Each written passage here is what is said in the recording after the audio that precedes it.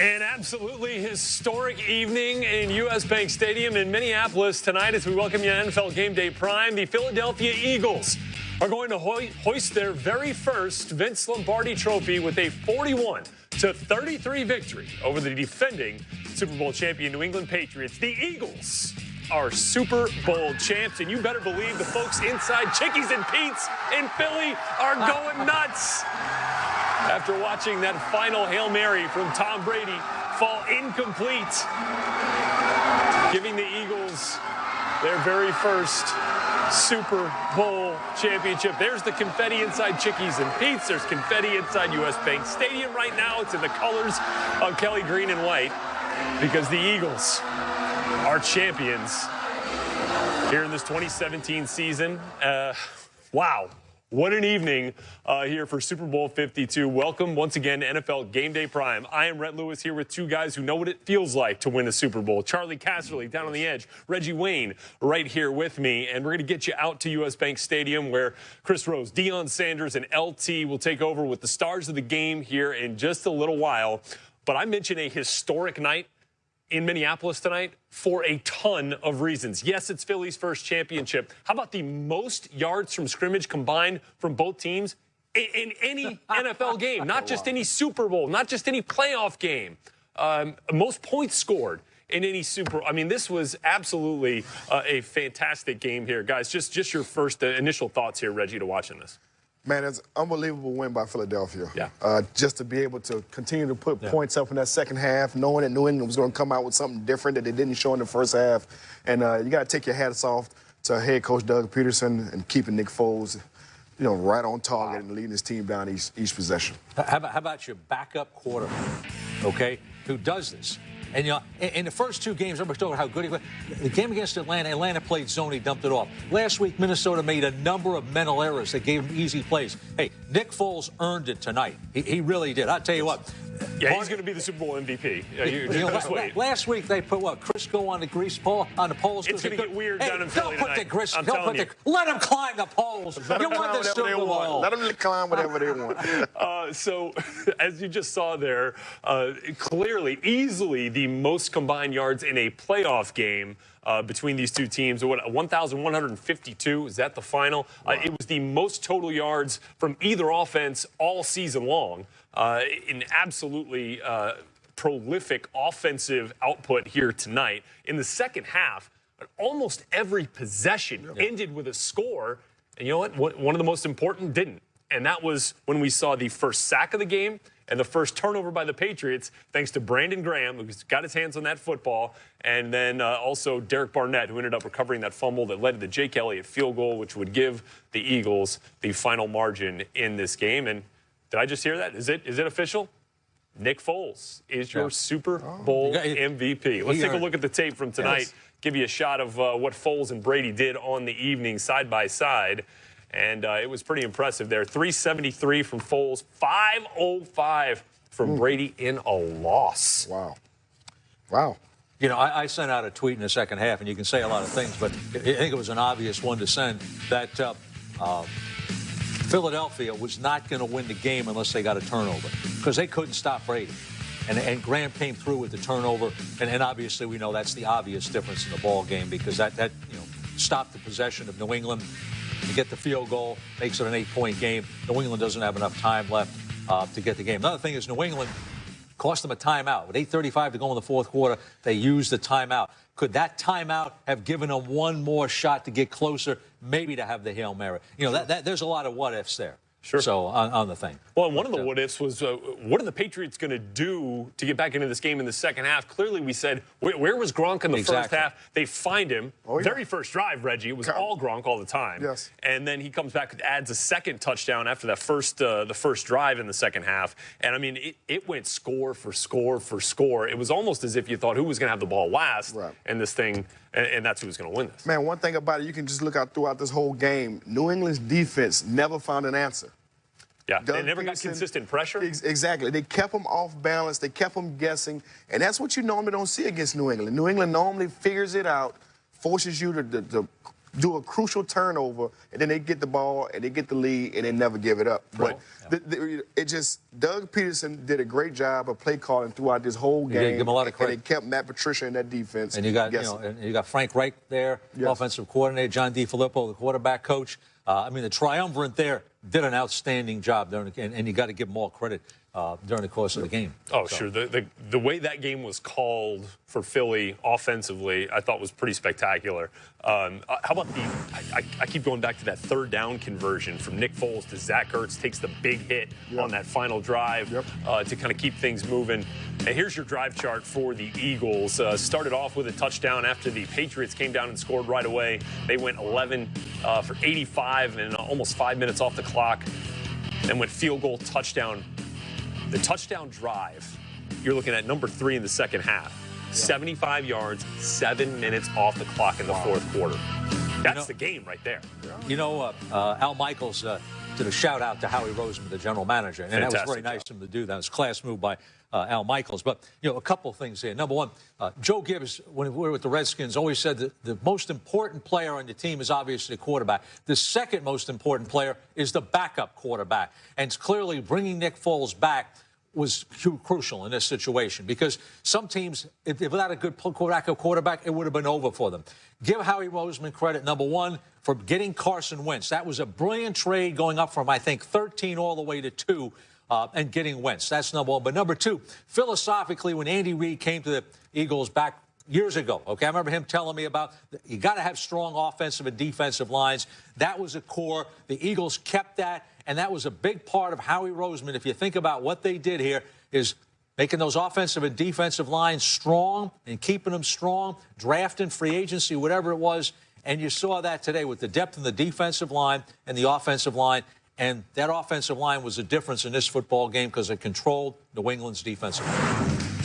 And this is how Nick Foles, who Howie Roseman went out and got to be his backup quarterback this year, 28 of 43, 373 yards, 3 touchdowns. The one blemish, the interception, I mean, that was a tough one to put on him. Alshon Jeffrey kind of had it for a second, tipped it up into the air. Duron Harmon eventually comes down with it for the pick, but he finishes with a passer rating of just over 106.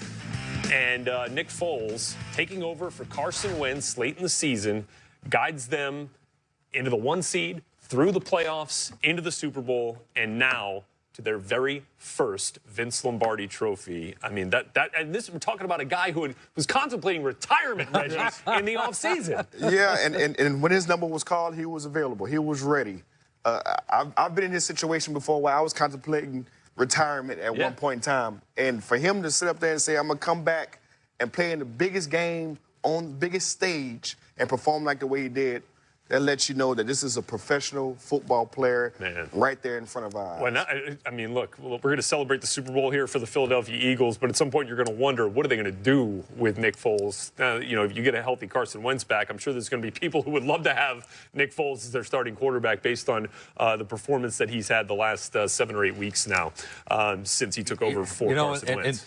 In 1960, when the Eagles won their last championship, it came down to the last play of the game where Bart Starr threw a pass to Jim Taylor, and what do you call it? The Eagles got him. Chuck Bednarik tackled him, who played both ways in the game, and he held him to the ground as the clock ran out. And this one right to the last play of the game, too. In today's NFL. I was around long enough to see that one. I knew you were going to give me that historical perspective, Charlie. But I was a little kid then, so. The Philadelphia Eagles, Super Bowl champions, 41-33 over the New England Patriots tonight inside U.S. Bank Stadium in Minneapolis. We're going to get you out there to Chris Rose, Deion Sanders, and LaDainian Tomlinson with all the stars of the game here shortly. But, guys, on the flip side of the quarterback spectrum, Tom Brady had a phenomenal performance. I mean, 28 of 48, 505 yards. Again, we go back to the chunk plays in this game. I mean, so many plays for over 20-plus yards. The Patriots had 7 of them in the first half alone. This is the most yards in a Super Bowl that we've ever seen from a quarterback. Tom Brady now adding that distinction to his Super Bowl resume, which is already the very best in NFL history. 3 touchdowns, 0 picks, but the 1 turnover. He gets the pressure from Brandon Graham. And what did they do on that, Reggie? Maybe pulled a Tom Coughlin a little bit back from Super Bowl 42. Exactly. They took a page out of Tom Coughlin's book. They moved Brandon Graham who's normally an outside guy. They moved him into defensive tackle. They've done that a little bit before. Exactly, but it showed up right when it was supposed to. He was able to get in there. He's a guy that got a bunch of defensive moves where, you know, he can create some pressure on Tom Brady, and they kept doing it and kept doing it, and eventually it worked. He got to Tom Brady, and they got the sack fumble return. Well, there's a couple of things there. First of all, getting Chris Long to come in and play a role as an outside rusher allowed Graham to move inside. And they were doing that to me. I remember doing it all season. Maybe I'm wrong, but I thought in September. No, they had been using it. Yeah, sure. I thought it was all along they've been using him in there. So that's it. But when you go back on this football game, Belichick will never make an excuse. The Patriots will never make an excuse. Malcolm Butler's an excuse.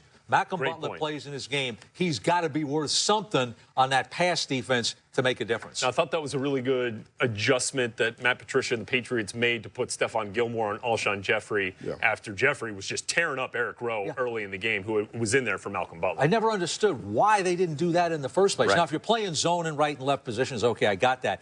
But that was one of the things to me is in your matchups, whether Butler played or not, you put, Gilmore on Jeffrey. Jeffrey can't run. You're always going to know where he is because he can't run away from you. So you got to have a size guy on him to play him. You have a size guy on him to play him, he can take him away. Yeah.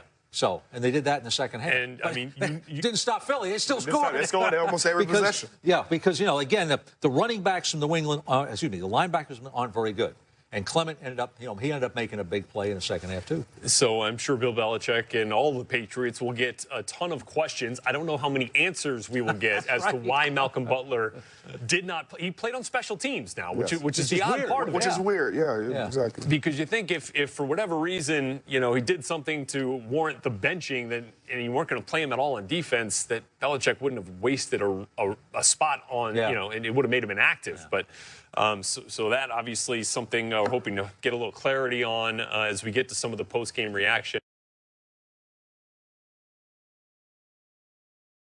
And we have plenty of Twitter reaction here for you, as you might imagine.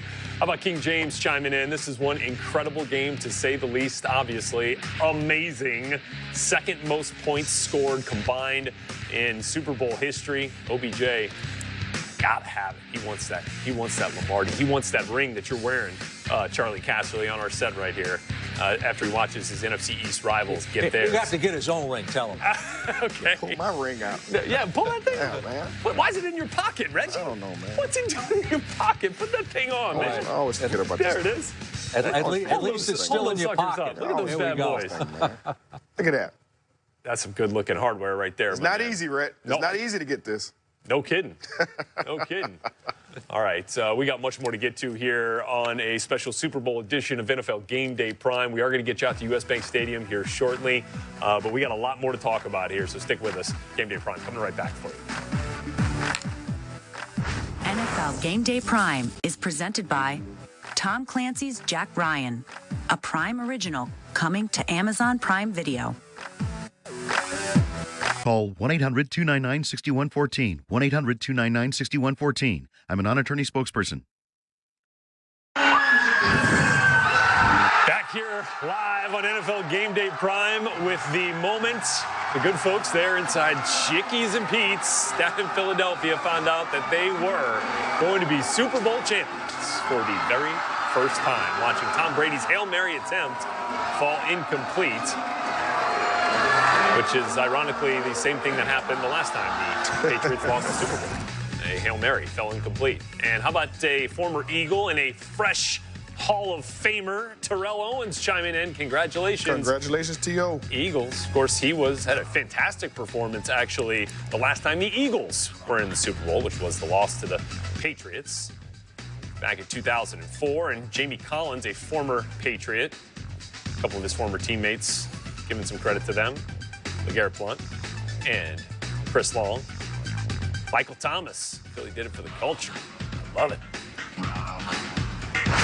Eagles owner Jeffrey Lurie on the stage right now with Commissioner Roger Goodell, putting hands on the Vince Lombardi trophy for the very first time. A fantastic scene out at US Bank Stadium. Rhett Lewis, Reggie Wayne, and Charlie Casserly here with you right now on Game Day Prime. We're going to take you right out there to the scene of where it all went down here in just a minute. Deion Sanders, LT, Chris Rose, going to take you through it with all the stars of the game. I'm sure including Super Bowl MVP Nick Foles, guys. Nick Foles, your Super Bowl 52 MVP, as the Eagles win it 41-33.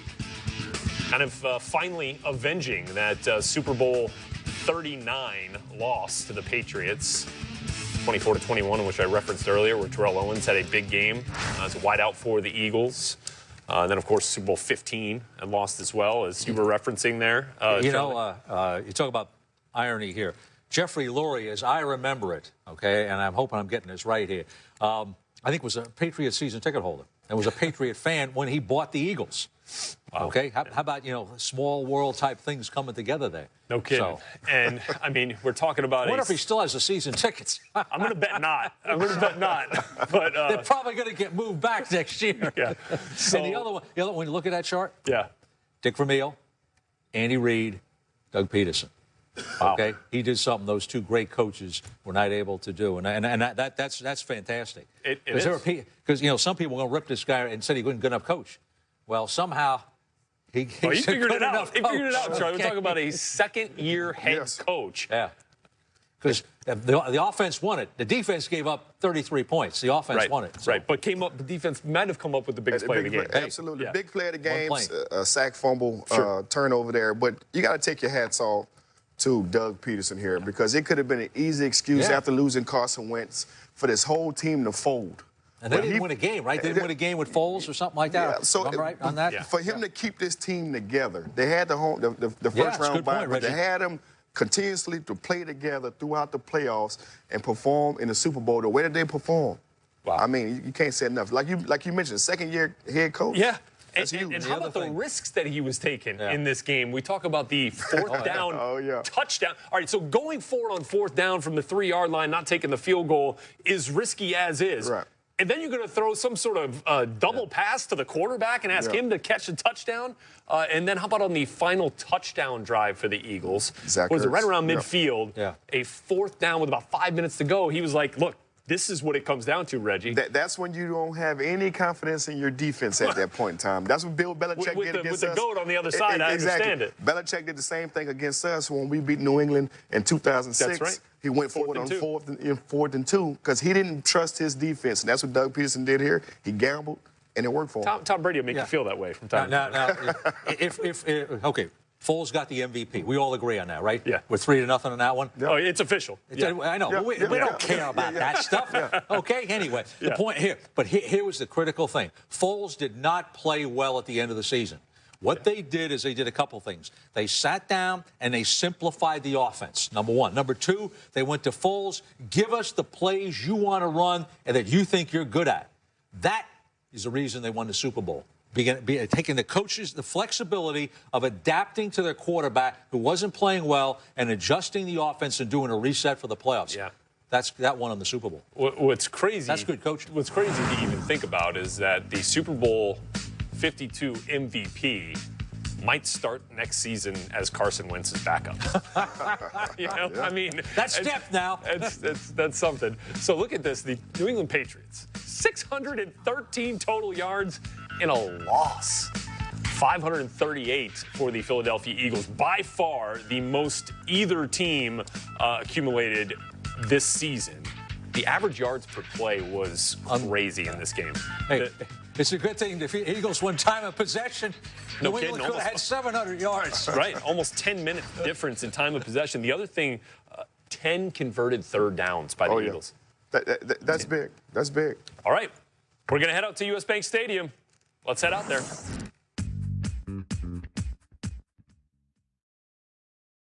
He is celebrating a football championship. Nick Foles goes from understudy to MVP superhero. And yes, Philly's D bagged itself a GOAT to seal the win, forcing a Tommy turnover.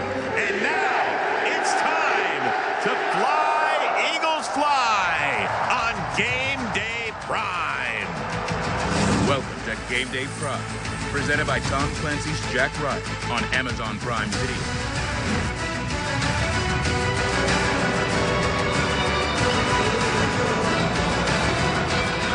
After losing Super Bowl 15 and losing Super Bowl 39, the Eagles up and away. Their family Phillies are celebrating a championship here in Super Bowl 52 as they unseat Tom Brady and the defending champions here in Minneapolis, Minnesota. Take a little of that confetti with you because that is a keepsake. Hi, everybody. I am Chris Rose alongside the Hall of Famer LaDainian Tomlinson. Primetime Deion Sanders will join us momentarily with an Eagles guest. But first of all, are you shocked at how this thing went down? Unbelievable, Chris. What an unbelievable game. And I am shocked because I didn't expect it to go back and forth like this. We thought it was going to be a defensive battle, but it came down to the fourth quarter, and what a game it turned out to be. In the fourth quarter, Nick Foles matched Tom Brady throw for throw, touchdown for touchdown, but when it all count, when they had to have a stop, they got to stop. Brandon Graham coming through at the end with that strip sack of Tom Brady, and they got the turnover right there to go. And then they ended up capitalizing on it, getting the field goal and putting themselves up 8 to get themselves a little cushion. But we knew Tom Brady was going to come right back. But then the Philly defense stepped up again to get that last stop. So if you look at the stat sheet and you say, okay, Tom Brady's going to throw for more than 500 yards against us, if you're a Philly fan, you're thinking there's no way that Nick Foles and our offense can keep up with them. And guess what? They did it. They are 41-33 winners, and the guy that scored the game-winning touchdown is with our Deion Sanders right now. Prime? Yeah, Zach Ertz, how you feeling right now, buddy? I can't put it into words, man. We're world champions. No one can ever take this away from us. The city of Philadelphia have been longing for this. They've been so hungry for this. And, man, we're world champions. You became the go-to guy all throughout the game.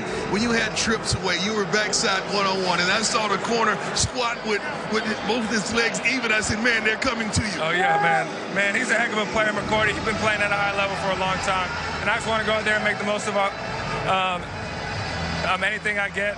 Nick played unbelievable tonight. He deserved the MVP. 2 years ago, he was thinking about retiring, and now he's world champion, Super Bowl MVP. So, I mean, this whole team is such a resilient group. The Patriots are a heck of a football team.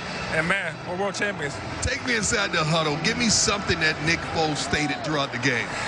He just kept saying that he loved us. The whole game, that was repeated over and over. And when you have a guy that just leaves it all out there for his guys, you love playing with that.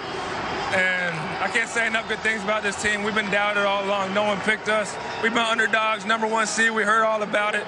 And, man, we love being the underdog in the city of Philly. Did that give you guys momentum? I mean, did that fire you guys up knowing that, how could you not be the underdogs against Tom Brady and those guys? Yeah, I mean, I think this team is the closest team I've ever been a part of. And when people are picking against you consistently each and every week, the whole team is going to be even closer than we were at the end of the season.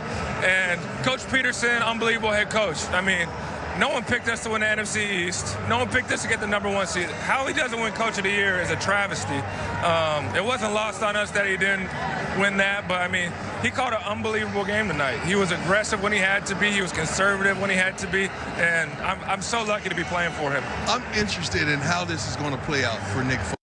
Yeah. Because at one moment, you want him to go on and get a big-time, long-term deal somewhere, but you don't want to lose him as well, just in case. Yeah, I mean, this is why you have backup quarterbacks in the league. Carson he was the MVP. He was playing like the best player in the league at the start of the year, 14 weeks. And then we lose him, and that's why you have a backup quarterback like Nick Foles. He's definitely one of the best 32 quarterbacks in the league. We were lucky to have him in the situation that presented itself. And luckily he's under contract, so there's no pressing agenda in that regard, but we're not even thinking about that. We're just happy that we won a world championship for the city of Philly. You bold, man. So you got the call. I got the call, finally. Hey, finally. When you ball, you get the call. Let's see the shirt. Can you hold it up for us? Your wife got a lot of camera time today, too. Oh, yeah. He balled, he got the call. Back to you, Chris. All right, thank you very much. You ball, you get the call. In this case, since he's standing right next to him, that's a house call. Yeah. I guess that's what we call that one. All right, so, boy, how about that household? They got a World Cup and now a Super Bowl championship to hang it. That's pretty good. How about sharing the wealth? Once again, LaDainian Tomlinson, I'm Chris Rose. Let's show you how it all went down here at US Bank Stadium. It was like 3 degrees outside. Good news is there's a roof on this thing. Pick it up in the fourth quarter. Pats are down 32-26. Tom Brady has now put a glove on, and he finds Gronk. Meet Gronk. me score touchdowns.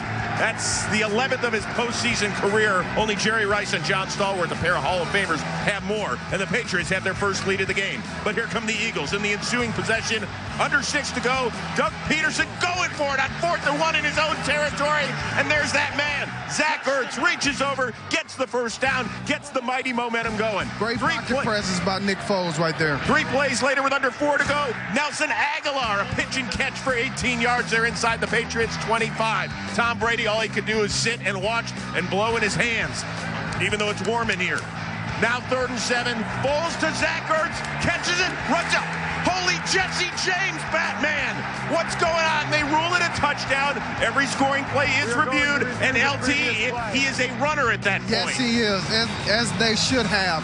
He caught the ball around the 6-yard line and ran a few steps and then dived into the end zone. I'm glad they upheld it. You see his wife, Julie, there she is, the World Cup star for the U.S. national team celebrating. So the Eagles have a 38-33 lead after a missed 2-point conversion. But here comes that man again with more than 2 minutes to go. Brady.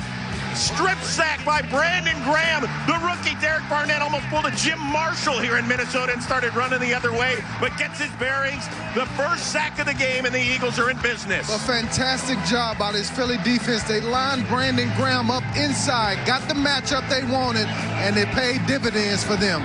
Jeffrey Lurie telling his squad, hey, I've seen enough of this. Let's slow down. Then it's Jake Elliott, the rookie from 46. He missed a PAT earlier, but 3 huge field goals in this one. That's the longest ever by a rookie in a Super Bowl, 46 yards, and it's an 8-point lead. But the Pats with one last chance. All they need is a touchdown and a 2-point conversion. We go to our 2nd straight Super Bowl overtime. They had a chance, close. LT. Yes, it was so close. Knock it down. Unbelievable. So the Eagles get their first Super Bowl win. Doug Peterson is enjoying life oh so much. Tom Brady, not so much on this one. Jeffrey Lurie has that ring as Tom Brady is denied one for the other thumb. Yeah, we had a good chance there, and you know, they made a good play. They made a lot of good plays today, and we battled. It was competitive, but we just obviously didn't get the job done. On the strip sack, what do you see out of it? Obviously wasn't very happy about it, and then just, you know, went to the sideline and figured we'd get the ball back, and you know,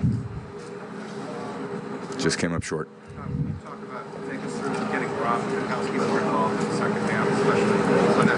Yeah, he did a great job. I mean, he played great.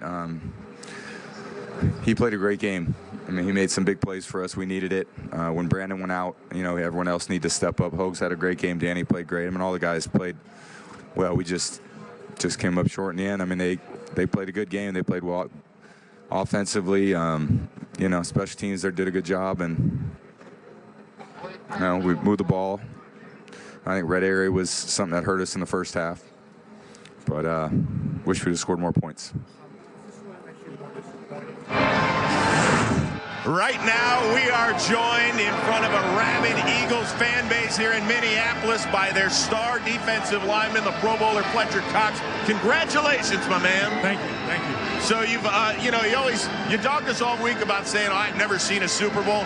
What the heck's it like playing in one, especially this exciting? I just won one, man. I tell you what, there's no greater feeling, you know, to be world champions. And, you know, I'm proud of this team, man. You know, the things that we went through, and, you know, everybody doubted us. Are we the real team? Are we a real team? And we just went out and showed the world, man, that we can go against anybody and win when it comes down to it. Fletcher, we talked this week, man, and you were adamant. I'm not watching. I want to be in one. Now you found yourself in the game. And it came down to that moment that Brady was going to have the ball. Did you say to yourself, oh, no, I can't be. This ain't going down like this? No, we knew when he had that much time, we know how dangerous he is. And we knew once we stopped him on first down, getting the 2nd and 10, he got to hold the ball. And Brandon did a great job, man, and we did something that we do all the time. You know, we just get out to the quarterback, the first guy get there, try to get the ball out. And Brandon Graham did a great job at it, and, you know, the rook Derek, man, he recovered the ball, did what he was supposed to do. He should have scored, but he got the ball back to our offense. Did the hurry-up offense tire you guys out? Because a couple times they flashed, they showed you on the sideline. I said, oh, big fella, you need to get your butt out there. Brady's going to go to work. Nah, man, we went with a 3-man rotation this week. Okay. And, you know, coach is trying to keep me fresh, you know, for that last the fourth quarter. I think the biggest thing was get guys going. We knew they was going to try to tempo us, so he wanted to keep me fresh. Hey, well, hold on, Fletcher. Listen, sing along. 1, 2, 3. Hit him low, hit him high, and watch our eagles fly. You know the whole song. Fly, eagles fly, on the road to victory. E-A-G-L-E-S.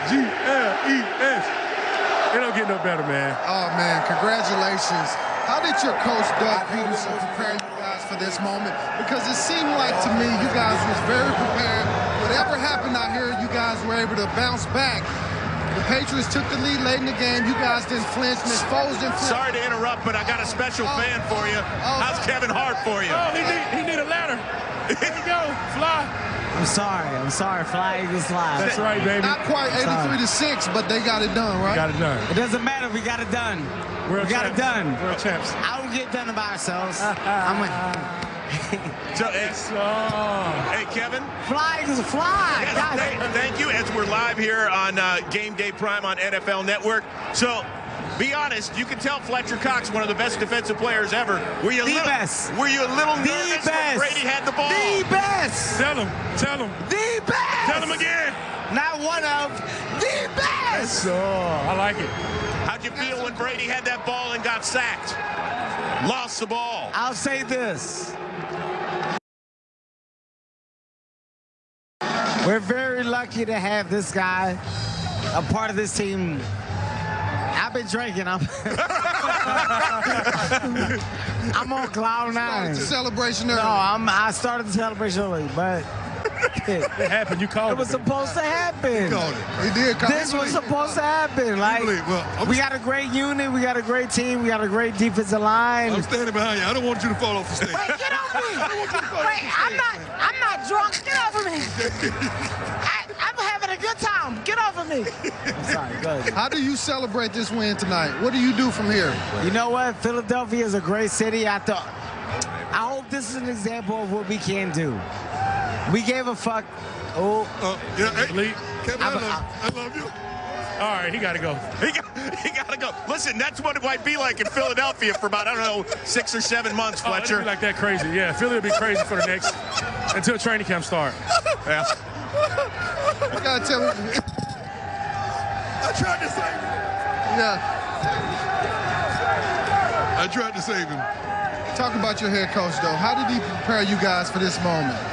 I mean, the thing is, man, you know, he prepared us like he do every week. You know, and it starts with him. You know, he set the tone of the team, and then he let the leaders lead the rest of the way. You know, on Wednesdays he's come in, he give his message, and then from that point on, it's up to the leaders. I mean, just situations like this right here that we were in tonight, we've been in situations like that, we've practiced situations like that, and he put that type of pressure on us to be ready for when it's time to come out. Fletcher, I'm proud of you, big fella. Yeah. Thank you. We know you got a lot of celebrating to do. Great job. It was a whole lot of fun watching this thing. It's going to be a fiesta tonight. Yeah, be careful out there. This is going to be a breeze. Yeah, if Kevin Hart's any indication, be careful out there. Kevin is having a good time. Congrats, man. Watch out for him. There he is, Fletcher Cox of your Super Bowl champion Philadelphia Eagles. I take full responsibility for So Kevin the Hart. Patriots come up a little bit short in this one. Here's their head coach, Bill Belichick. You know, really proud of the way our team competed tonight. Wasn't, unfortunately, our best, but which it needs to be in this game against a great team like the Eagles. But proud of the way our players, coaches, everybody competed for 60 minutes. Just wasn't quite enough. We weren't able to perform at our best. Obviously, didn't do a good enough job coaching. Missed a lot of opportunities offensively in the first half. Didn't play good enough defense. Didn't play good enough in a kicking game. Just wasn't just wasn't quite enough against a good team like Philadelphia. And give them credit. Coach Peterson, his staff did an outstanding job. It's a great, highly competitive game, but in the end, we just couldn't quite make enough plays to come out on top tonight. And it's disappointing, but proud of the way our team competed. Those guys are champions of the AFC. They earned that, and we just came up a little bit short tonight. So it's a tough way to end a lot of really good things that happened this season. As you can expect, it's mayhem. That's what happens when you win your first football championship of any kind since 1960. We are joined by a bunch of them. We got Alshon Jeffrey. We got Brandon Graham. We got Chris Long as well. We are live here on NFL Network, guys. Brandon, let's start with you. Okay? As we get everybody situated here. Plenty of room, guys. We got a reservation for about 6 of us here. Good. Plenty of room. You are the most senior member of the Eagles on this defensive line in terms of the longest tenured guy in Philadelphia. To come up with that huge play, what did it mean to you personally? It meant so much to me because I know how hard we work as a team and how many people counted us out, but we believed in each other in-house, and that's all that really mattered. And at that time, all we was talking about was somebody going out there and making the play, and I'm just happy that, I was the guy to make it, but overall, we rushed as a cohesive unit, and I was able to make that play. Yeah, but before you made it, there's a guy sitting to my right, went to work early in the game, and I saw the matchup, and when they put the young fella on him, I said, oh, it's a wrap. And you went to work, man. We knew it was gonna be a matchup game. We was trying to take advantage of our matchups. I mean, Nick let it fly. I made a hell of a catch. I wish I would have caught the first one, though. Yeah. I mean, I missed time my jump, but hey. But did you guys feel like you could take advantage of him in the passing game? Most definitely. I mean, we feel like all season like nobody can stop our offense. I mean, and plus, defense, we know they're going to come through. They're going to come through big for us. They've been hyping all year. We feed off each other. Now, Chris, you beat your former team. You was on this Super Bowl team last year doing this. What did you tell your teammates to get them prepared for this game? I mean, just basically believe what you see, not what you hear. They're a hell of a football team. They got the greatest coach all time, greatest quarterback all time. All we had to do was beat them once, and we had a pretty good team over here. When you turn on the tape, believe what you see, and we went out there and did it. Now, did you guys know that you can get to Tom Brady? Did you think you had the advantage on their offensive line? Yeah, I mean, he's so good at getting the ball out and 7-man protecting, but he couldn't do that all game. I mean, he was slicing us up, but we knew that eventually for whether it was 1 possession or 2 possessions, they were going to have to match up one-on-one with certain guys, and we got there. What is that one thing, Chris, that you told them about Tom Brady? Because you've been there. What is the one particular thing that you said, hey, guys, if we do this, we got him? Well, he likes to climb the pocket. He's so adept. Explain it. Our people don't know. He's going to climb the pocket. You can't just run by. You got to play with power. He's going to climb the pocket to like 6 yards, and he's so aware. He's going to take the underneath stuff. He's great at making the big chunk plays, but you know how dangerous he is with just making good decisions. We had to just stay with it, stay patient. Just what we did. Hey, hold on, Chris. Did you say anything to him after he blew past you and dropped that ball?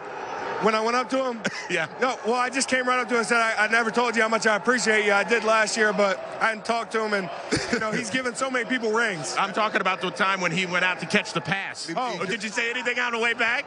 No, I don't want to piss him off. Listen, he's the greatest of all time, but he's not a wideout, so. Alshon, well said. Alshon, I got to ask you, you guys took a shot early. You got the big touchdown. Was that part of the plan to take a shot early on them? Most definitely. Coach talked about all week. I mean, we had a hell of a practice. Coach talked about being aggressive, and that's what we did. We take advantage of our matches. We thought they was going to come out with a different game plan, but, hey, they just played size, and we took advantage of that. Foles got a touchdown, too, by the way. Hey, that was a hell of a play, man. It was. A hell of a play. It was well. Hey, Alshon, so you went against your college teammate, Stephon Gilmore. You were actually in his wedding, correct? So I saw you guys talk a little bit after one play. What did he say to you? Anything we can say here on the air? I mean, he said a few words. I mean, about he said something after the interception, but shit, I thought that was my fault. right. He did. I mean, the play in the end zone, he just played football. He made a few plays here and there, but the one in the end zone, I mean, the deep ball and interception, I felt like that was more on me. Yo, that would have been a heck of a play, though. If you'd have made that catch, that would have been a heck of a play. Now, who is this? We have a special guest, Brandon. It's my baby girl birthday. Today's her birthday? And the wife birthday tomorrow, so. Happy birthday. Happy birthday. That's one less gift I got to give him. Happy birthday. Happy birthday, Mama, to you too tomorrow, right? Thank you. Happy birthday. Thank you. Thank you. Oh, you're welcome. Daddy already got you a gift. It's called a Super Bowl. One day you'll appreciate it. All right, so guys, what is the party in Philadelphia going to be like? Chris Long? Ooh, I keep telling these guys, I mean, other guys that have won it know the Super Bowl is awesome. That parade's just as good. Hydrate, because that parade's going to be good. And Philly, stay safe. We're just going to celebrate. We're going to be safe, and we're going to have a great time. And I believe Bud Light had promised Lane that they will have a party for us. So I mean, Bud Light did. Hey, you know, telling how. Hey, who's going to perform? Because you know Meek locked up now. Who's going to perform? Because I know you would have Meek, right? Yeah. You represent Philly. Yeah. I think we just gonna play Meek all the way. As long as we don't do the hologram thing. That's why I love you, man. That's why I love you, man. They did. They did. You didn't peek outside during the halftime performance? No. I was getting an IV. They're running us up and down the field. Yeah. Yeah, how was that? Like, how many guys got IVs at halftime? Because it was a fast-paced game. I think I know for sure I got IV because I started cramping in the second quarter. Wow. So I know for sure I got like 2.5 bags. Hey, I got 3 before the game, so I was all right. Hey, Brandon, since you are the most senior member, at least once again representing Philadelphia, what do you think it's going to be like in Philly? Because for these guys, it's their first years there. Man, I can only imagine. Like, I never seen this a parade like it's going to be in Philly. And, I mean, I'm looking for about 6 million people going crazy, and that's going to be the loudest chant ever. And I'm just excited to be a part of it. You guys balled, so all of you got the call, you know. There you go. Y'all balled out. Yeah, you go. You balled, you got the call. Very good. Congratulations, Alshon Jeffrey, Brandon Graham, Chris Long. Go celebrate with the rest of your teammates. Hey, Chris, and then I love your dad, by the way. Good man. He's a good man. Congratulations, guys. There's your Philadelphia Eagles, your Super Bowl champions. Thank you.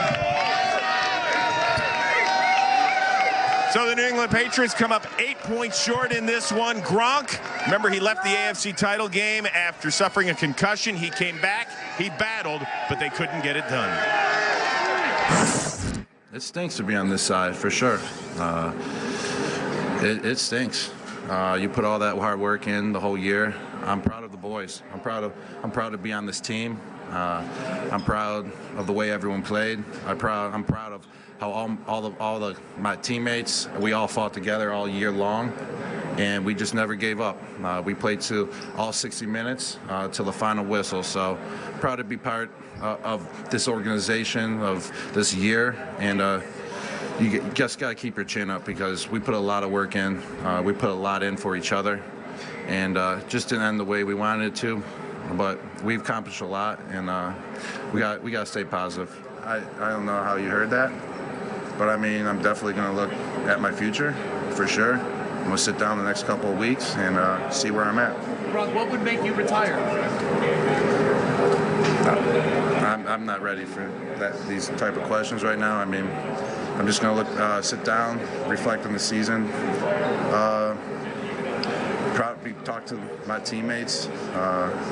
We fought all year long. All the receivers, running backs, linemen. I mean, we put all the work in together. So I'm just going to reflect on the season, proud of the boys, and just see what happens from here. But you're human, isn't it? So if you're keeping track, Tom Brady, about 15 minutes after the game was over, said, yeah, I expect to be back. You know, I'm 40 years old, but I expect to keep playing. Rob Gronkowski says I'm going to have to contemplate my future. Does that shock you to hear that out of his mouth? It does shock me because he's still playing at a high level. He's still fairly young. You know, but at the same time, Prime, he has had numerous injuries, back injuries, a number of other things. We know he wears the elbow brace, and so obviously that still bothers him. But it is shocking to see a player in his prime, as young as he is, to talk about retirement. Well, you got to understand, Earl Thomas contemplated that a season ago, I believe. It's almost like after you suffer a loss, when you consistently won, your mind starts playing tricks on you. That's why, look, where's my camera? You never make a real decision based on emotions. Take your time, deep breath, say la, and just relax and golf it all. Because Grump, this stage is Grump, man. Yeah. This is who he is. Right. Grump went to work out there today. That was not his fault why they came out without the W. This guy's a football player. That's what he does. That's who he is at this point in his life. He's going to take his time. He's going to take a deep breath, and he's going to rethink this whole situation. A team-high 9 grabs for 116 yards. No shocker because he led the team in those categories this year. He's going to be 29 in May. I mean, that's right in the prime of it. But you can understand, this is a guy, remember, he missed their Super Bowl run a year ago. Yeah. They went without him, went on the great run, ended up with the huge comeback against Atlanta. And also, for a guy of his stature, his contract's not great for him either. Is it possible that he's floating that out there to get those guys thinking about that? I don't think Gronk plays games, business games like that. I mean, when he says something, I believe he means it. That's how he feels at that moment. But again, this is based on emotions. You just lost the Super Bowl. This is the world's largest sporting event, and it has to play with your head mentally. Gronk is going to play football. He's going to continue to be one of the best to ever play at that position, and he's going to get paid eventually. All right, the Super Bowl winning coach, Doug Peterson, getting all mic'd up and getting ready to join us here momentarily. But first, the guy that started the whole underdog chant. Here is offensive lineman Lane Johnson. Lane, what do you think this Super Bowl means to the city of Philadelphia? It's huge. The city's been waiting so long, and especially to go against the Patriots and get a victory. It's the best outcome possible. I'm just ready for this parade. You need to come feel it. It's going to be unbelievable. I can't wait. What did it take for your team to pull off this win? We needed to dominate the line of scrimmage. We knew Brady was going to be tough. I just knew New England defensively couldn't hang with us up front. So you knew that was an advantage coming in up front on both sides of the ball? Yeah, I mean, we knew we had the better offensive line and defensive line. Brady, they do a good job of getting the ball out. Very effective with that. But, when it came time to put it in, where it counted, it mattered. How do you explain the ball Nick Foles has played throughout these playoffs? You keep underestimating him, man. I know it's hard just from the path that he's taken, but couldn't be in a bigger stage to perform as well as he did, and lights out to him, man. I'm so happy for him. And he's the MVP. Last question, what do you do with the dog mask now? Maybe hang it up on the wall like a deer head. I don't know. Maybe start selling those. I don't know. Congratulations, Lane. All right, guys, here is the leader of the underdogs. He just turned 50 on Wednesday. He is victorious in Super Bowl 52 on Sunday. Doug Peterson, congratulations. Thank you guys so much. It's a great feeling. Hats off to our fans, our team, organization. What a way to finish our season. All right, let's start with the 4th down call in your own territory. Still had plenty of time. Could have punted it away. Was your thinking, I ain't giving the ball back to that guy on the other sideline? I had to consider that because, we hadn't really slowed them down, from our defensive standpoint. So I just knew that if we were going to win this football game, I got to take a couple chances, and that was one of the chances that we took. Coach, let me tell you something, man. I'm an offensive coordinator in Texas, man, at Trinity Christian High School. State champions, by the way. You had to throw that in there, didn't you? Throw that in. But you don't understand how proud, being a former player to another former player at your position, what you did tonight. 538 yards. You was 10 for 16 on 3rd downs against the New England Patriots. Coach, you dialed it up. I mean, your play calling, your timing was extraordinarily wonderful, man. Well, I appreciate that. In the last 2 weeks against the Vikings, one of the number 1 3rd down defense in the NFL, and we had great success last week, and then to come out again this week and do the same thing. My hat's off to Frank Reich, the offensive coordinator, the staff, the guys on offense that they just, I talk about doing our jobs on 1st and 2nd down to keep us in those third and manageable situations, and we were able to do that tonight. And then our quarterback was able to put the ball in our playmakers' hands and for us to stay on the field. And you started it out, Coach. Hold on. Speaking of, here he is, your Super Bowl 52 MVP, Nick Foles is here. Did you guys discuss you starting out the game throwing the football? The first play of the game? Yeah, we discussed it, and I loved it. He's an aggressive play caller, and we all love it. Doug, talk about the fourth down call early in the game, the touchdown to Nick Foles. Yes. How long had you guys been working on that play? We've had that play in probably the last 3 or 4 weeks. We've been working on it every week. We've kept it in. You know, it's fitting because the play call is called Philly Special. And our guys executed. Trey Burton throwing it to Nick Foles, did a great job. Well-executed play. Wow. Well, hold on, Hans. When the ball's in the air, did you do much thinking or just react? Just reacting, but made sure I looked it in. Because you don't want to drop in that. But I just, reacted. Great throw. So we learned that Nick Foles is a much better receiver than Tom Brady tonight. Is that what we learned? No. I mean, I'm glad I looked it in and caught the ball. How do you explain what has gone on for you over the last 7 or 8 weeks? I know, listen, you might not listen to all the sports shows and the radio stuff in Philly, but when Carson went down, everybody goes, I mean, that's it. Really? So how do you explain what has transpired with you?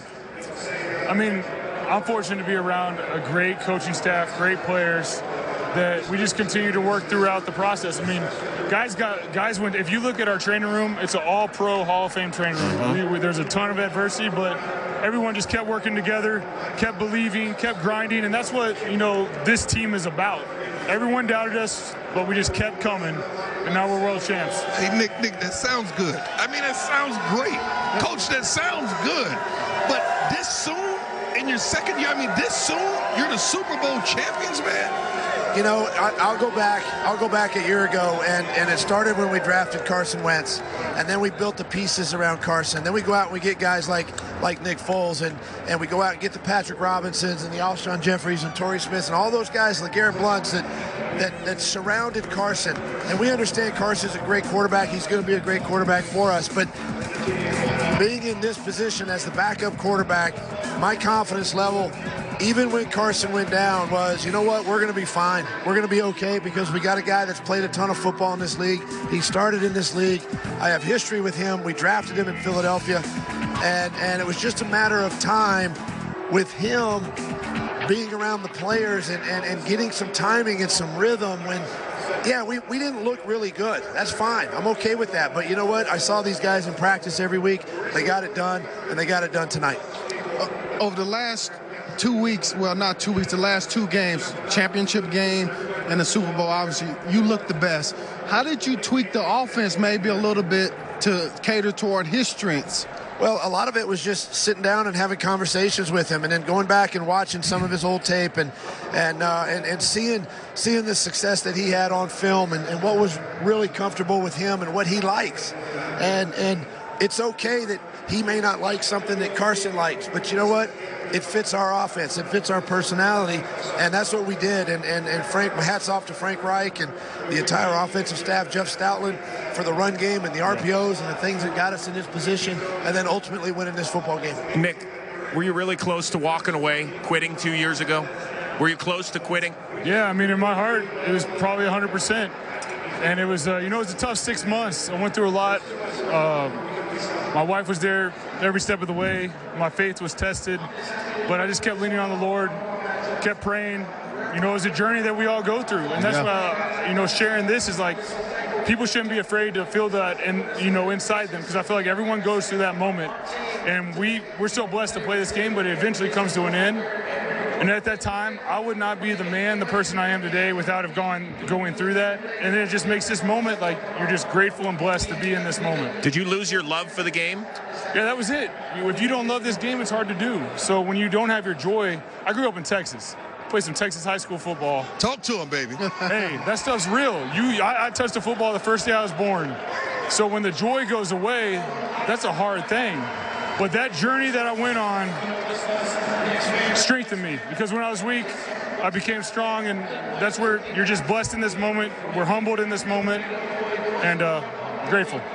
Do you think it helped you that your coach, with all due respect, was a career backup in terms of preparing you the minute you're thrown in there in week 15 just to make sure, hey, we don't miss a step? Yeah. I mean, this guy's a stud. I mean, he's around a long time. Yes, he can still throw it. He can still do it. But I think the most important thing was just being around him. Doug didn't change. Doug drafted me.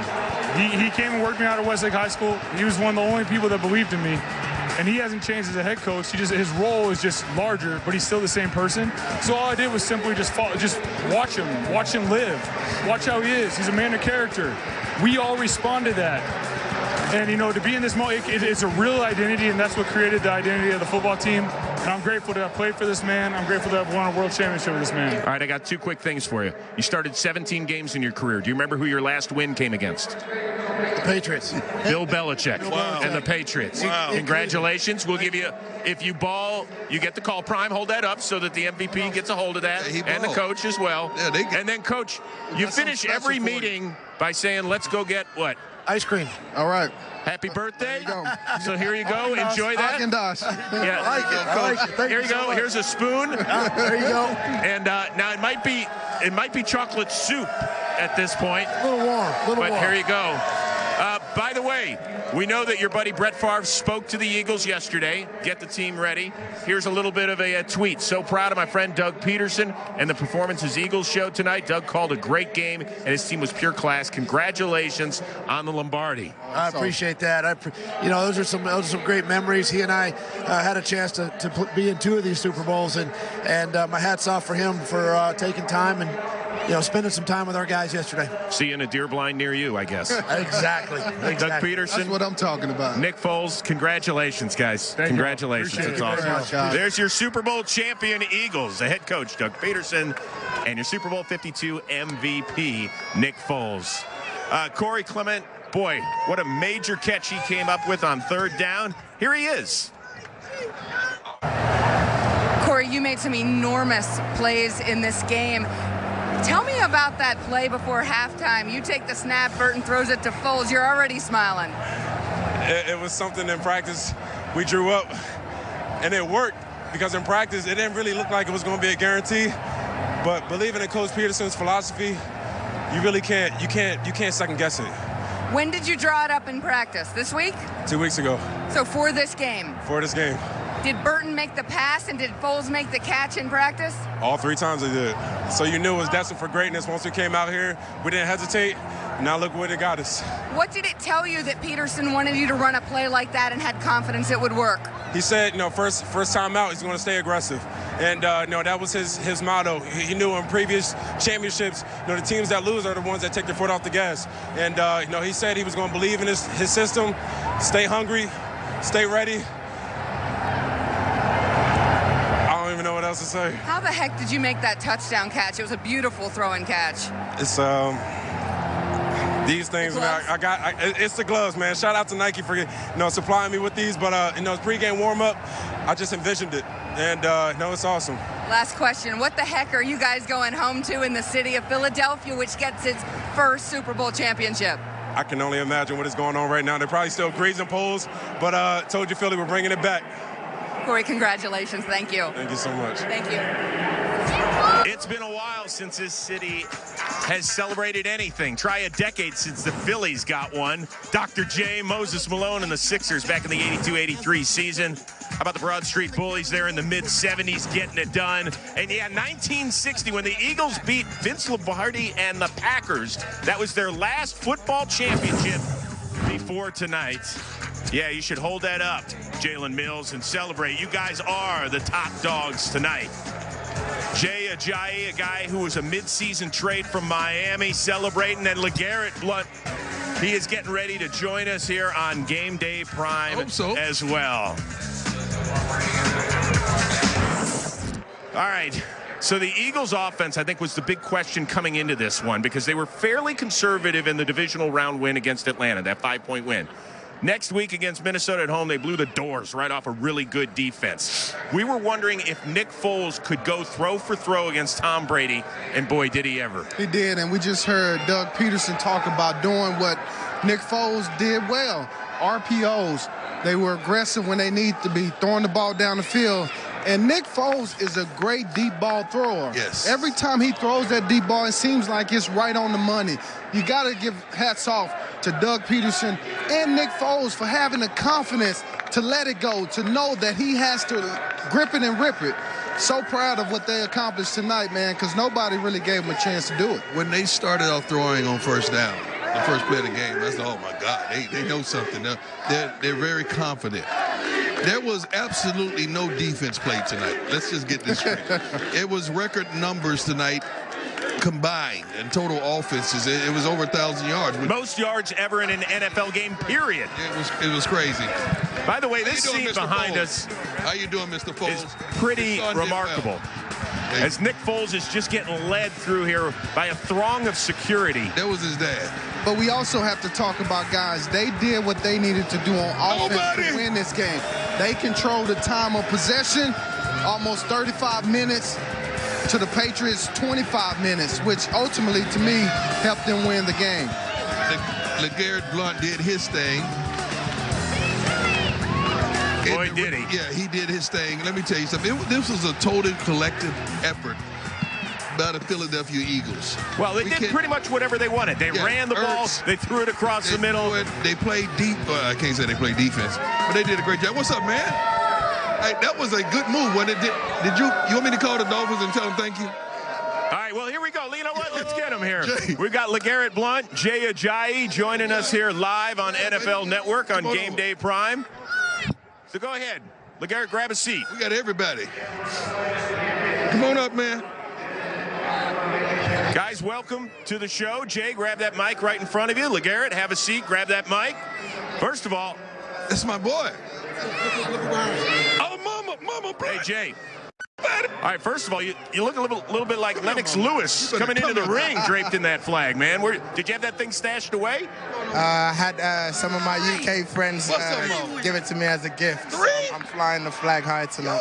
How does this feel, man? Traded in the middle of the season. You didn't know what to expect, but tonight you're a Super Bowl champion. You gonna sit down tonight? You know, God always has a plan. You never really know what the journey, how the road is going to lead. But the final destination was always to be a Super Bowl champion wherever I was at. And I'm so grateful that it was in Philly, a team that's a true family, a team that's brothers that really care for one another. And I'm so grateful to be a part of it. LeGarrette, how many is that, my brother? How many is that? That's 3, Prime. 3? Sir. How do you feel, man? I mean, because normally you make a move from the Patriots like that, usually you're digressing. But not only did you make that move, but you came back and beat your former teammates, man. Man, it's a crazy feeling, man. Just the fact that, you know, we knew that we was destined for greatness early in the season, man. It was special. We knew we had something special. We love each other, man. It's a family-oriented team. You know, and obviously, you know, we're going against one of the best teams in the league, and they're going to always be one of the better teams in the league. And so we just, man, we do everything we can, man, to make sure that we come out on top of these games. He started off by saying family mama. And when they didn't want to sign your baby and pay your baby what he was worth, did that bother you, mama? Yes, it did. But it's okay, though. We've always learned, you know, when you run it, what you do when you run into a brick wall? You know what I'm saying? You knock it down. That's right. You don't just run into it and turn around and just say, oh, I ain't going to worry about that. Go to the next thing. You keep hitting it till you knock it down. It'll fall. And it did fall. Hey, Mama, I got a question. I know he's done it before. What is it like to watch your son run through his old team and score a touchdown in the Super Bowl? There's not even words for it. It's just amazing. It's just amazing, and he's amazing. Oh, that's nice. Jay, you got to introduce us to who's joining us on the set. This is Mama Train. This Mama Train right here. Mama Train. Mama Train, we got to ask you, how proud of you are your son? He's a Super Bowl champion tonight. I am very, very, very proud that he is now a Super Bowl champion. That is truly awesome. Terrific game tonight, huh? I'm sorry? A terrific game tonight, too. Was definitely nerve-wracking towards the end, but we made it. Can you ask Mama how she felt when they ran her baby out of Miami? Okay, please. He said, how did you feel when they traded him from Miami to Philadelphia? Okay, well, at first when I heard the news, I was totally stunned because it was just something that we didn't see coming at all. But then, you know, when I knew that the team that he was going to, I just felt elated, and I know that, you know, he's a hard worker, and he's just going to be, a team player there and just do whatever he can to make that team better. And look at where we are right now, Super Bowl champions. Well said, Mama Train. Well said. Was there anything you shared with your teammates because you were in that Patriots locker room last year? Is there anything you told them about getting ready for this game? I just told them that this is going to be the hardest game that we've played all season. This is going to be the toughest opponent that we've played all season. I didn't have to tell them too much because, you know, obviously they've done all the right things and the things that we need to do to get us to this point. So I didn't have to tell them anything to deter away from their focus and their goal. They knew what they had to do. Anything being said out there by the defense to you? Nobody want to hit that. Nobody want to hit that. No trash talking. Oh, nobody trash talking to Blunt. Nobody trash talking to the big fellas. So that's right down my alley. So we just ain't gonna even get started on that. Very good. Hey guys, with the pads too. We do that talking all game. Guys, congratulations, Jay Ajayi and Mama, LeGarrette Blunt and Mama. Go celebrate. Yeah. It's a special day for you guys. We got a lot of celebrating to do. That's right. Billy, we bringing it to the crib. To the crib. Billy, we back. Nobody.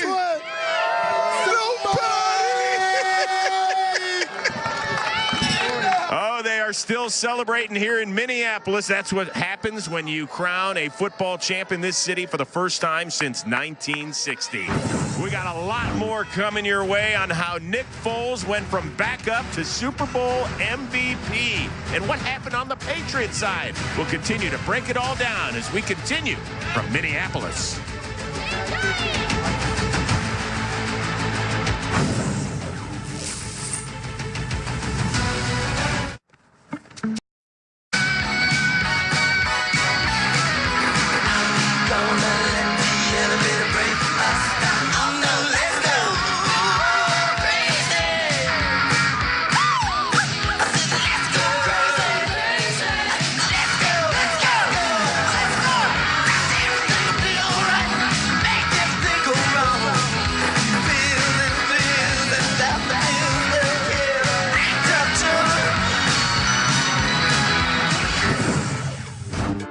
Yo, Sly.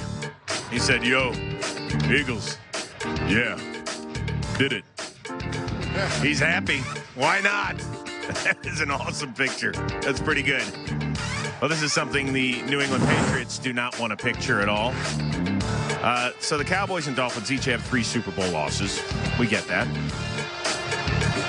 Buffalo Bills, they lost 4 in a row. The Vikings, they lost 4 of the first 11. Then you've got the Denver Broncos and the New England Patriots. Not good. Tom Brady, he was great. Had an MVP season. So what's next? I mean, it's 15 minutes after the game ended, so I'd like to process this a little bit, and I wouldn't see why I wouldn't be back. All right, so we expect him back, right? He's not going anywhere. He doesn't work this hard and put out the Tom versus time out there for everybody to see just so he can walk away right now. He's staying, right? We would agree on that, correct? So. Yep. Okay, what about the franchise? They're losing both coordinators, just like they did after Super Bowl 39 when Romeo Crennel went to Cleveland, Charlie Weiss went to Notre Dame. Now Patricia expected to go to Detroit. Josh McDaniels expected to go to Indy. Where is this franchise right now, LT? Well, I think they're going to be going through a complete makeover when you think about it. When you have new coordinators, things change. Schemes sometimes change, especially on offense. When you have a new offensive coordinator, they always want to implement, you know this, you call the plays. You always want to implement little nuances that you're used to, that you want to get done. And so we might end up seeing a complete makeover. We don't know what's going to happen with Gronk. We just heard that, you know, he's considering retirement. So this may be a totally different team next year. I feel as though it would be the team just as good. They'll still be the favorites in their division. Everybody assumes that Bill Belichick is the defensive guru already, so why should things change? Everybody feels as though the offense isn't the offense without Tom Brady pretty much calling the plays and calling at the line of scrimmage, so I don't see why things would change. Gronk will play again next year, and that's not going to change. The ignorance and the adolescence that the media, like us, we made up with the owner and the head coach and the quarterback, they're going to bring solvency to that. That didn't disable them from getting to this game, and it didn't cripple them into not winning. Philadelphia Eagles won that game fair and square. So nothing will change in my eyes. They will retain different coordinators or bring someone all the way up internally, and they'll be right back in the same situation again next year. What about Matt Patricia, though? Well, you know, obviously there's speculation he's going to leave. Right. Now, this defense has had a lot of turnover over the last couple of years. Malcolm Butler did not play tonight on defense. I want to know why. Yeah. Well, but I will, guys, I could read you this, that Mike Reese of ESPN came out and got a quote from Malcolm Butler. He said, "They gave up on me. Blanket, it is what it is." Well, that is what it is. Now, I hate that to happen because he's a free agent. And to be benched in this magnitude of a game going into your free agency, it's a lot of questions that has to be answered. I feel like this kid can play the game. His last game against Jacksonville wasn't his best game. We all know, and he was victimized, and they start blitzing him to get him out of coverage. But to do him like this, where you're willing to put safeties on slot receivers, and you got your butt handed to you, all because that's not good football, that's not good assignment of personnel. That was a mistake on the behalf of the New England Patriots.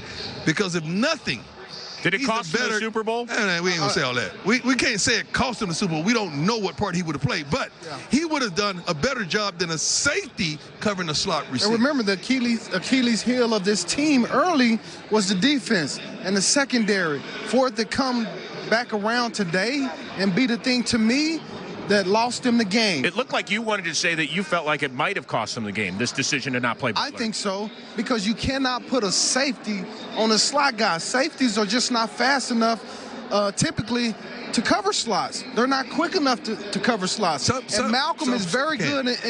Some can't. And today what they did as well, they played a lot of man free. They played a lot of man free, so that safety was one-on-one with no help over top. That the safety that played the slot position. I felt like he would have been a better fit for the defensive calls today because of the way the game played out. Devin McCourty has been their leader back there at the back end of that secondary there in New England for almost a decade. Here's what he had to say after the game. Yeah, you rather not be here if you're going to lose. It's just the truth. You'd rather have lost 2 or 3 weeks ago rather than come here and lose. So, but the truth is you reset and you put in all the hard work, and you try to get back to this spot. It's hard. You know, we know that. You know, first time I got here, it took 3 years to get back. So there's no guarantee we'll be back in the playoffs, no guarantee we'll be in the AFC Championship. So we just got to, get back to work, obviously as individuals for the offseason, and try to get better so we make enough plays to win games next year. So let's remember, this is a team that really struggled the first month. Teams were running up and down the field and putting points on the board like mad. Since week 5, they had given up the fewest points in the NFL, given up 14 points per game. You reverse that number, you get 41. That's what we saw tonight. It was borderline shocking, to be honest with you. Well, it was shocking because their regular personnel wasn't on the field. And see, to me, that's always a bad sign. When you try to mix up the personnel on Super Bowl Sunday and change the rotation, Prime knows this better than anybody. It throws off the defense. Well, let's talk about Brady right now, because all week long, they didn't do Brady right. What I mean by that, you start mentioning Brady with Jordan. You can't do that as an athlete. We raised Jordan up on the flag, baby. He is it for us. You can't put Tom there. But now, this is your 3rd Super Bowl loss. Where is he now? Well, where do you think he is? In the minds of the greatest. Where is he now? But you would admit that it's easier. As we all love Jordan. We'll put him on that Mount Olympus. We get it. Never lost in a championship. I'm with you. He went 6 for 6. Right. But in that sport, it's a lot easier if you're 1 of 12 as opposed to 1 of 45 That's what I'm every talking weekend. about. So it's it's not very fair to unfair. compare the sports. Right. But where do you have him? Do it. Okay, so where do you have him real quickly? Because I got a highlight to get to. That's tough. I'm going to have to really digest this. That's why. No. Brady to me still is arguably, and I've said that, and even last week I ventured out and said he's the best. But I mean, 3 Super Bowl, and that was not his fault today. Let's get this straight. He threw for 505 yards. But nevertheless, the quarterback gets the record for the win. You're right. The quarterback gets the record for the loss. Good call. You want to see some highlights? I would love to. Here we go. Super Bowl 52 from Chile, Minneapolis. It was like 3 degrees at kickoff. Good news is we got a roof. Wait to get home. Here we go. All right, so I'm going to put this glove on, and things are going to change. That's what happened. Down 6 in the 4th. Brady to Gronk. Me scored touchdowns. Like 11 of them in the postseason history. You can't retire with all that talent, baby. That's 6'5" against 5'9". That is also the Patriots' first lead of the game. But here come the Eagles. Going for it on 4th and 1 in their own territory. Doug Peterson's like, he told us I wasn't giving the ball back to Tom Brady. And look at the catch. The play by Zach Ertz and a great job by Nick Foles. Pocket presence. That's what Nick Foles displayed there. Great job. Under 4 to go, Foles to Nelson Aguilar, who had a really solid game as well. 9 grabs for 84 yards. I mean, he was sick, fighting the flu, and he played his butt off. And then it's Foles to Zach Ertz. And we've got a catch, a stretch, a touchdown, a Jesse James. No, not another reversal, do we? They rule it a touchdown on the field. Gene Steratore goes over and looks at it for several minutes. The 3 of us were debating in the green room. Is it a catch? Is it not a catch? The right call. It stays as a catch. And Julie, his wife from the U.S. national soccer team, is like, World Cup, Super Bowl, here we come. They missed a 2-point conversion, so they're only up 5, so that means a touchdown by that guy, and we win for New England. A lot of time left. Plenty of time. But then Brady, stripped by Brandon Graham, the rookie. To me, this was the play of the game by Brandon Graham. Came in, got the pressure. That was huge. That's Michigan on Michigan crime, and it's the rookie Derek Barnett that recovers it. And Jeffrey Lurie's like, let's just calm down. We still got to get some points here. And did they ever from their rookie kicker, Jake Elliott. He missed a PAT earlier. That's true from 46, longest kick by a rookie in Super Bowl history. So they're up 8. But New England, we saw it do it last year against Atlanta. Get the touchdown, get the 2-point conversion, tie it to force overtime. And here on the Hail Mary, and it is Hail No. How you get pressure with a 3-man rush? The Eagles have their first Super Bowl championship, their first football championship since 1960 when they bested Vince Lombardi and the Packers. And now Jeffrey Lurie, Bradley Cooper, and the rest of the crew get their hands on the Lombardi Trophy with the 41-33 win.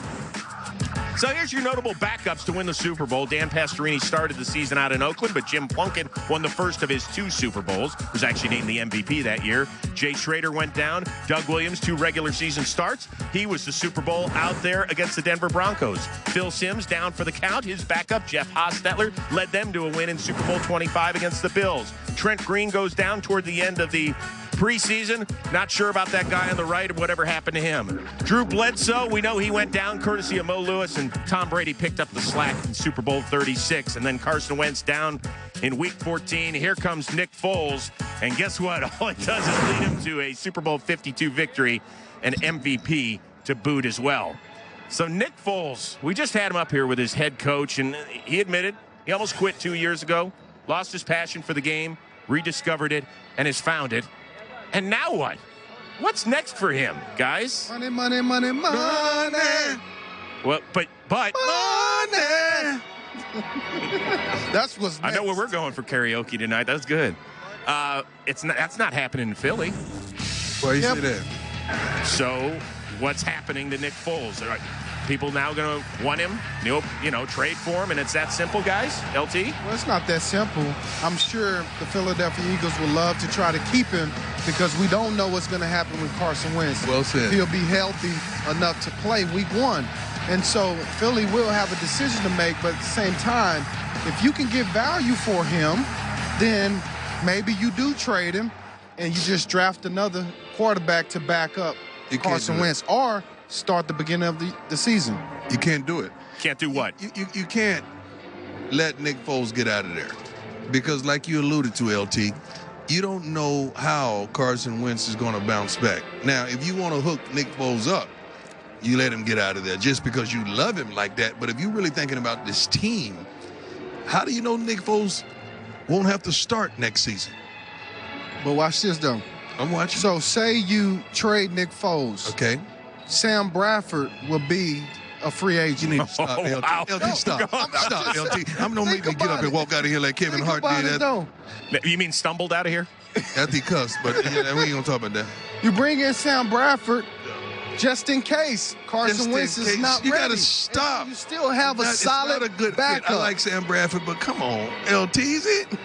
No. Okay, just give it to me. He's a veteran. Yes or no? Nick Foles gets traded in the offseason? No. I wouldn't. You would not? The reason I wouldn't because of what I just saw, the Super Bowl MVP. But he's not your starter. The minute Carson Wentz is healthy. You don't trade Super Bowl's MVP, but you don't know how Carson is going to bounce back. You don't know what's going to come from that. You don't know if he get out there and is another twinge or whatever you call it in training camp or whatever. You don't know. But rest still, you still got a dog sitting on the sideline ready that has an MVP trophy at the crib. You know, Carson Wentz all week, starting with opening night, was so classy. You had a chance to sit with him, pick his brain. He said all the right things, and here he is on social media after the Eagles win their first ever Super Bowl. He said, God is good, world champions, so proud of this team. Told y'all my boy Nick Foles was going to shine tonight. Well-deserved, my bro. And it's been great to see their relationship out here in the open. It's been so good. It's been so great. But I don't understand how you guys can... That sounds good. What? Yeah, but I'm sitting over there and you getting the MVP trophy with my name on it, man, please. I mean, he meant that. He did. Okay. But as a competitor, as an athlete, as a dog that's been that guy that's, a high draft choice, first pick or second pick, whatever it was. Second pick, whatever it was.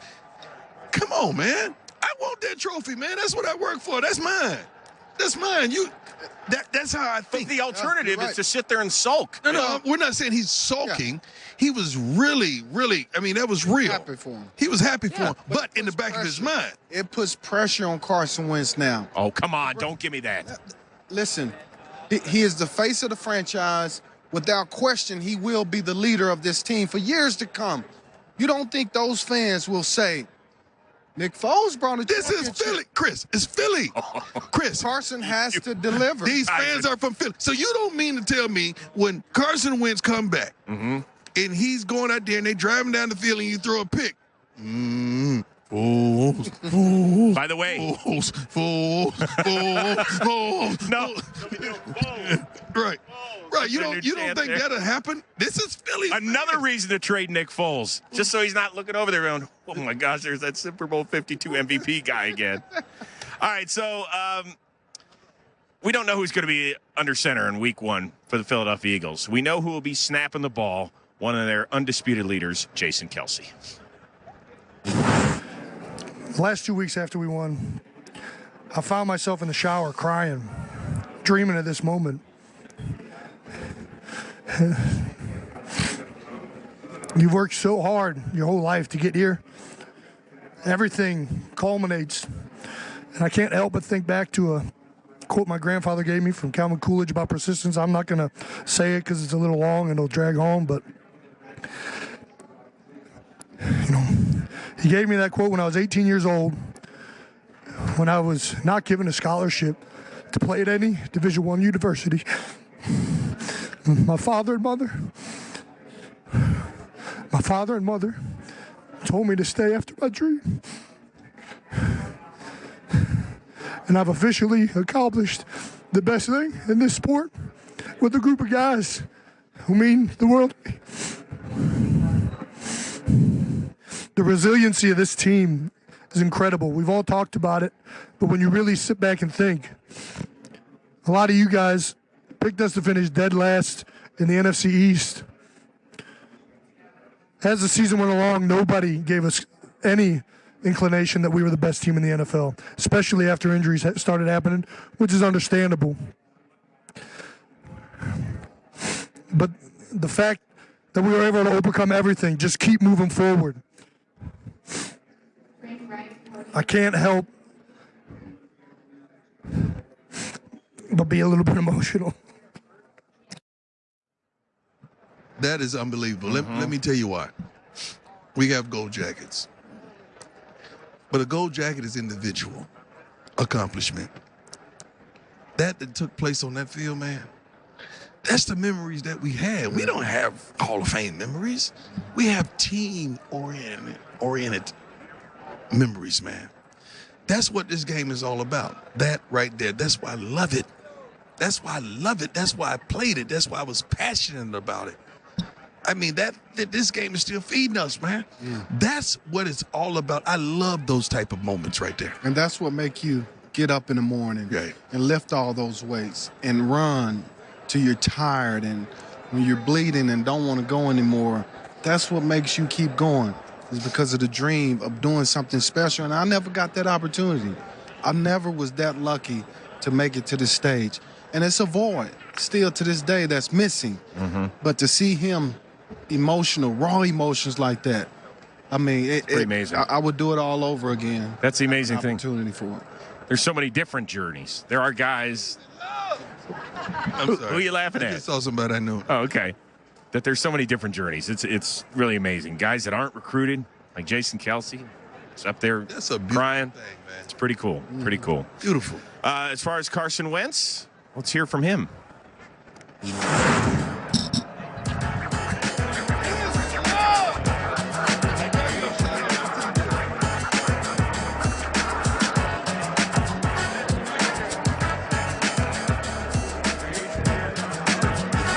So he's saying that's me next year to Nick Foles. That's what he's saying. Saying I'm going to be here. I'm going to take us back. I'll see you in Atlanta at Super Bowl 53. And next year I'll be the guy. Boy, Atlanta's going to be good. That Atlanta. I don't know about all the red stuff, but Atlanta's going to be good. I love the confidence. I do, I mean, for my quarterback to speak like that, to have the confidence in the team that we're going to come back. But you know what? That's what he needs to motivate him, because he still have a long rehab process in front of him, and it's going to be a long way back. Week one, it's months away, but he still has a long, grueling rehab ahead of him. You know what I'm thinking about right now? I can't help but look ahead. This field right here, the team that plays here, they're pretty darn good, right? They're like that far away. Those guys in New Orleans, they're pretty darn good. They were really that far away, right here. Those guys in Carolina, they're really close as well. Falcons. Atlanta, don't make me mad. I'm trying to recover from the way the season ended. But they're close as well. So what you're saying is there's going to be a ton of competition next year in the NFC. Oh, my goodness. Yes. Guess what? You know what happens when you're this successful? All those teams study this particular team that just won the entire offseason, and they match up. They predicate their whole draft trying to in offense these players that they have. We got a lot more coming your way here on Game Day Prime as we wrap things up on the season that is all done. Look ahead to 2018 season and beyond. But first, here is a sneak peek at Tom Clancy's Jack Ryan. That is a Prime original streaming on Amazon Prime Video Labor Day weekend.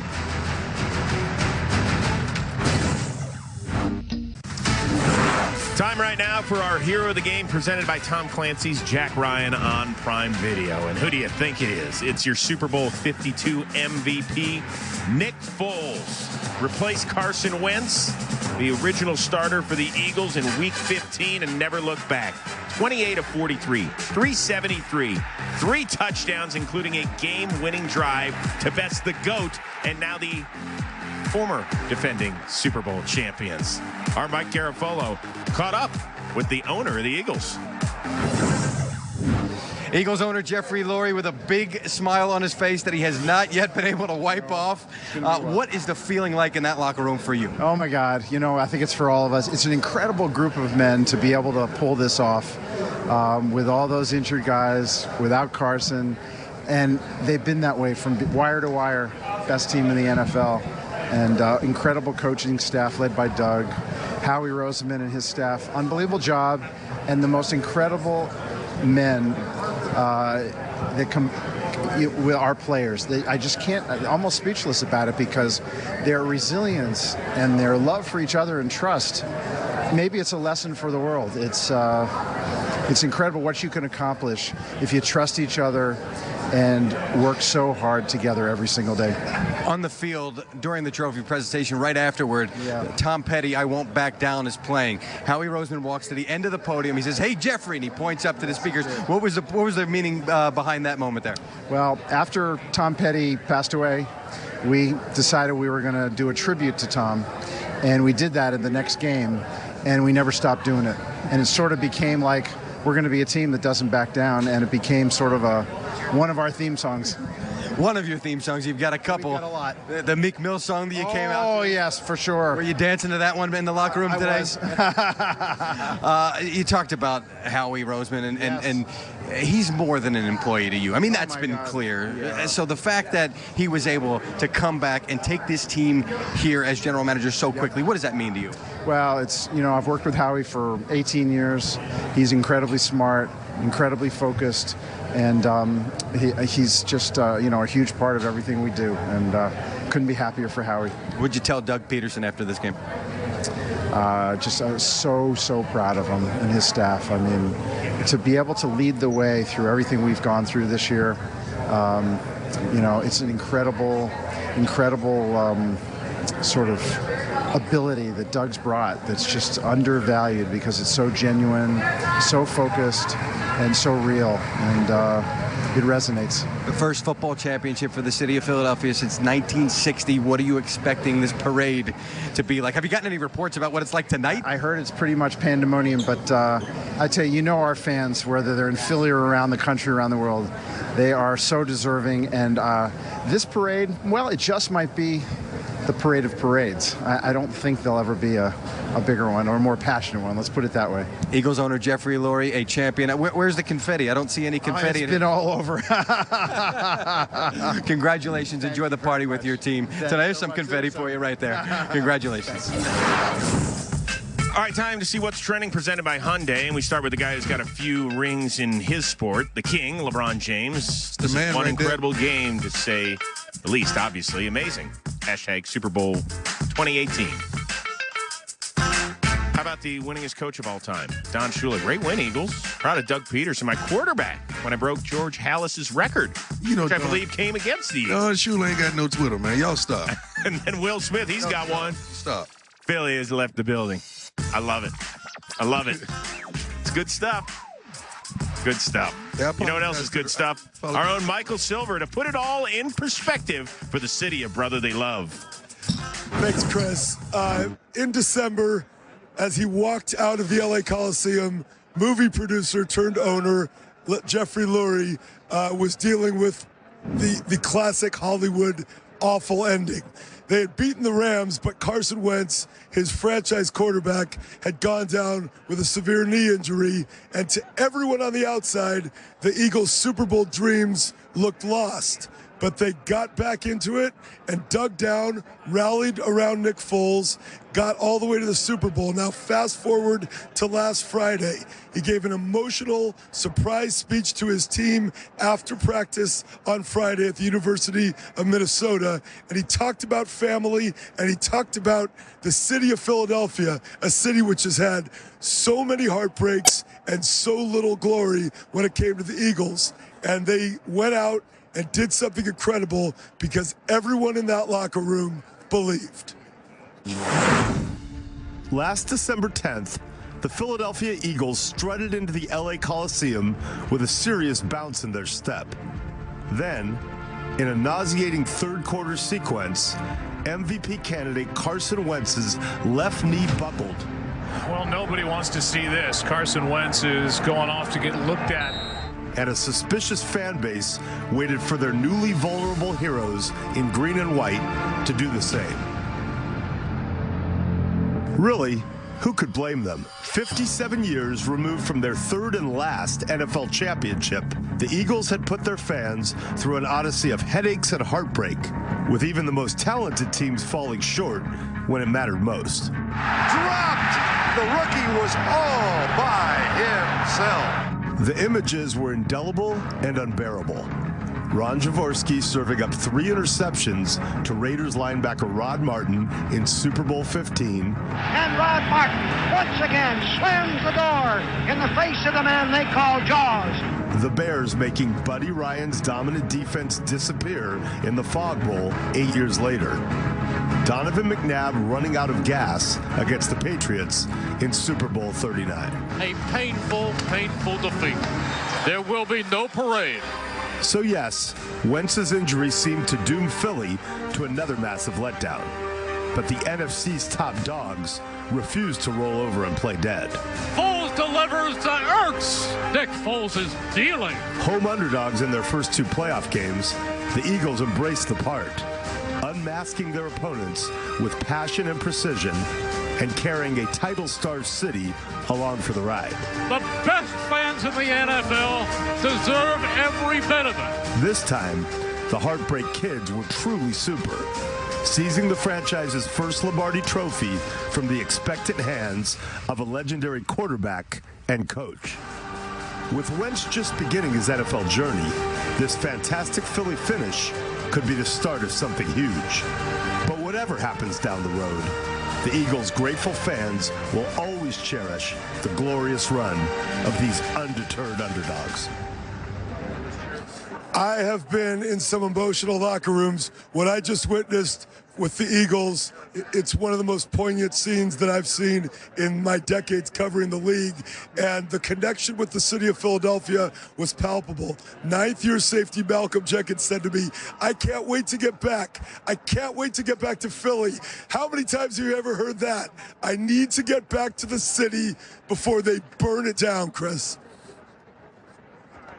Michael, thank you very much. There were parties all over the country, including out in Southern California, where Kobe Bryant, who went to Lower Merion High School in Philadelphia, watching the final play unfold. And how great is this? I love it when a 5-time NBA champ is this passionate about another sport. That's the way it is. That's the DNA of the city of Philadelphia, which is celebrating a title of any kind for the first time in decades since the 2008 Phillies won the World Series trophy. What do you think this means to the city of brotherly love, LT?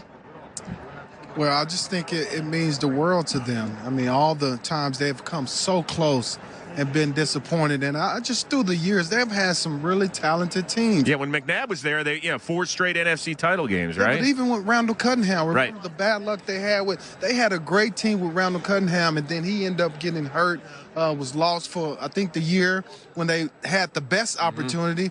But it's kind of like that Rocky theme, right? You know, that's what it reminds me of. The Rocky theme, the underdog, and they played to it today, so I'm sure that city is going to go crazy. Jeff Lurie is one of the best owners in the game. I love him to life. And if you played against Philly, you can't stand the fans. You can't. Right.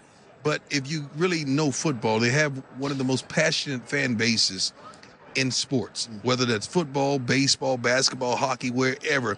That's who they are, and they never desert their team. So congratulations, Philly. Congratulations. Well deserved. Everybody be well behaved, please. Malcolm Jenkins doesn't want to get back there where the city's all burned down. So here's the journey for your Super Bowl 52 MVP. Nick Foles, he was great in 2013, then eventually jettisoned off to the St. Louis Rams. That didn't work out so well. Benched for Case Keenum, who became his very good friend. Eventually released in the offseason, contemplated quitting before having a heart-to-heart with Andy Reid and signing a 1-year deal to be Alex Smith's backup in Kansas City. And then he signed a 2-year deal before this season to back up Carson Wentz. And guess what? All he did was torch the defending Super Bowl champion after taking over in Week 15.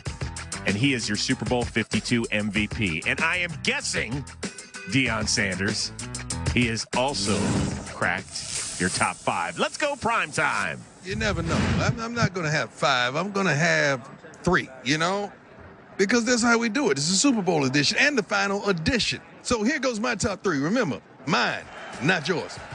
Number 3, How about Brandon Graham, sack, forced fumble with 2:16 left in the game.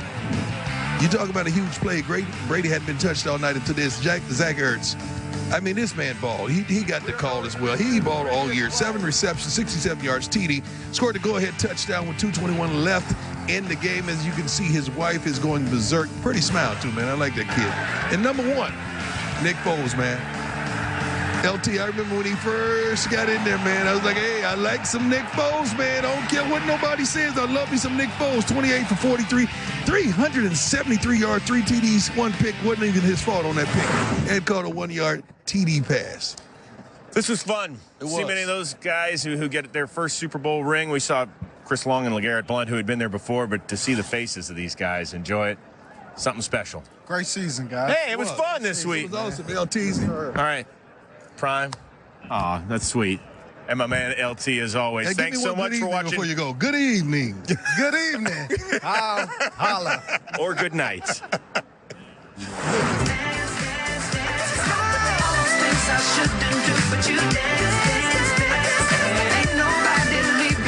keep dancing. Everybody sing.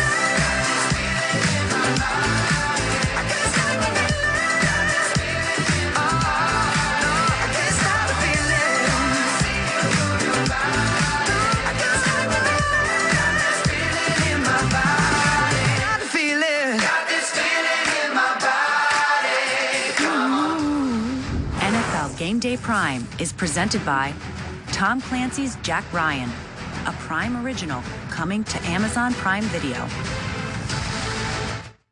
The great.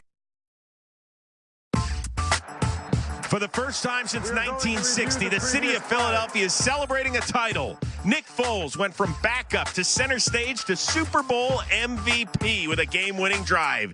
Then the D got itself a GOAT to seal the win. It is time now to fly, Eagles fly, on Game Day Prime. Welcome to Game Day Prime, presented by Tom Clancy's Jack Ryan on Amazon Prime Video. Hi, everybody, and welcome to Minneapolis. I'm Chris Rose, joined by a pair of Hall of Famers, primetime Deion Sanders. How you doing, man? And LTZ, LaDainian Tomlinson. I didn't think we could top last year's game that we saw. Overtime finish, 28-3 down. They come back. But we saw this. It truly was improbable. No question about it. The back and forth. And you got to tip your hat to Nick Foles to be able to go throw for throw, touchdown for touchdown with the greatest of all time, Tom Brady. It was really terrific. I mean, the Philadelphia Eagles, they deserve all the credit because they when Brady and the Patriots took the lead, we thought it was over. A lot of us did. You probably did too. Yeah. We thought it was over. But they came right back. Well, let's show you how it all went down here.